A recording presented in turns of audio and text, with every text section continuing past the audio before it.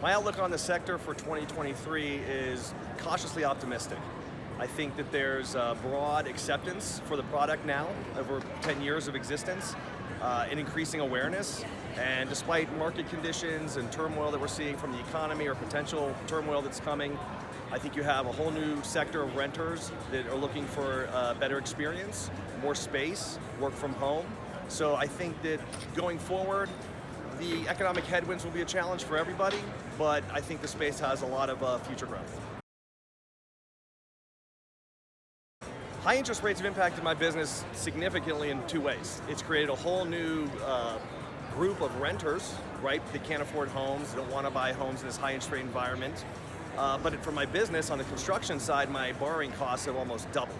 So it's a blessing and a curse. There's a lot of push into the rental sector because of high interest rates, but there's also a lot of drag on the sector because of high cost of finance. Capital outflows or inflows into the built-for-rent space is tempered. I think people are still extremely enthusiastic about the space, but very cautious. And that's because they don't know where interest rates are going to settle, they're not sure where cap rates are going to settle, and that has kind of tempered a little bit of the deployment, but we still have a ton of people looking to get in the space and invest capital.